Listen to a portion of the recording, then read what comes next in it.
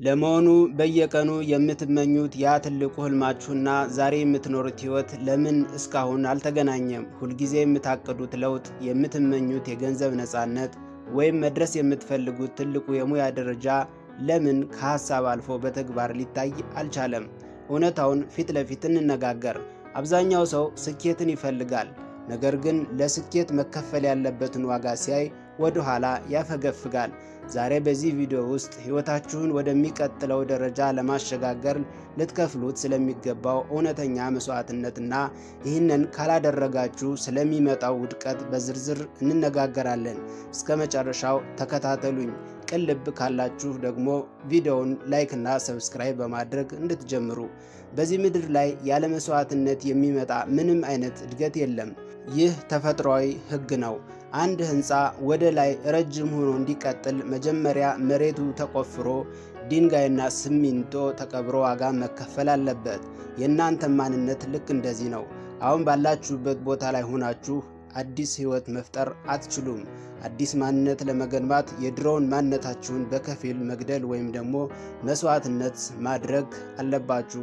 አብዛኛው ሰው የሚሳሳተው የት ላይ መሰላችሁ? ሁሉንም ነገር እንደያዘ ስኬት ጋር መድረስ ይፈልጋል። ፊልም ማየቱ ሳይተው፣ ከንቱ ወሬና ፌስቡክ ላይ ሰዓት ማባከኑ ሳይቀንስ፣ በየሳምንቱ መዝናናቱን ሳይተው ትልቅ ሰው መሆን ይፈልጋል። ይህ ፈጽሞ የማይቻል ነገር ነው። ማንኛውም ትልቅ ለውጥ አይደለም ከሚል ከባድ ምርጫ ይጀምራል።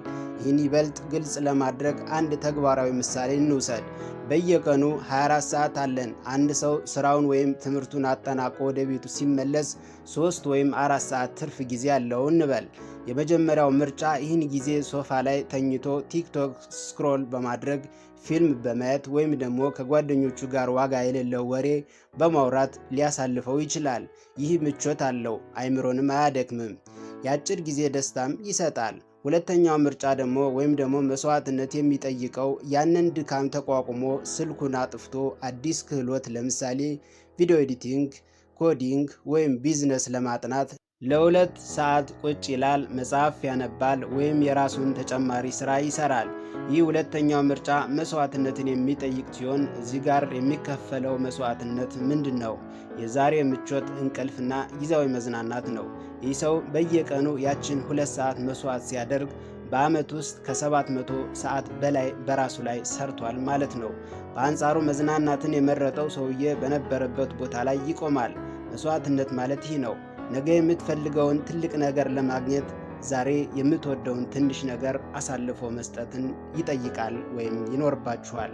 የዓለማችን ስኬታማ ሰው የዚህን ምስጢር ጠንቅቀው ያውቃሉ። ለዚህም ነው ስኬታማው ኤሪክ ቶማስ እንዲህ ይላል፣ ስኬታማ መሆን ስትፈልግ ልክ መተንፈስ እንደምትፈልገው ያህል ስኬትን መራብ አለብህ። ለመተንፈስ ስትል ሌላውን ነገር ሁሉ እንደምትተወው ሁሉ ለእድገታችሁም ስትል የማንነታችሁን ጠላት የሆኑትን ነገሮች በሙሉ መተው መቻል አለባችሁ።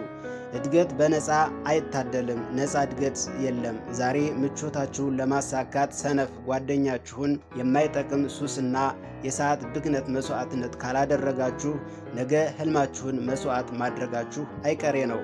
ምርጫው የእናንተ ነው። ከዛሬ ጀምሮ ለእድገታችሁ ስትሉ ለመተው ወይም ደግሞ ለመስዋዕት የወሰናችሁት አንድ ነገር ለምሳሌ የፊልም ሰዓት፣ ከንቱ ወሬ ወይም ደግሞ የጧት እንቅልፍ ሊሆን ይችላል። አሁኑኑ ኮሜንት ላይ ጻፉልኝ። ለራሳችሁ ቃል ግቡ። ይህ ቪዲዮ ህይወታችሁን የሚቀይር እይታ ከሰጣችሁ ሰብስክራይብ ማድረጋችሁን እንዳትረሱ። ለምትወዱ ሰውም ሸር አድርጉ። በሚቀጥለው ቪዲዮ እስከምንገናኝ ቸር ሰንብቱ።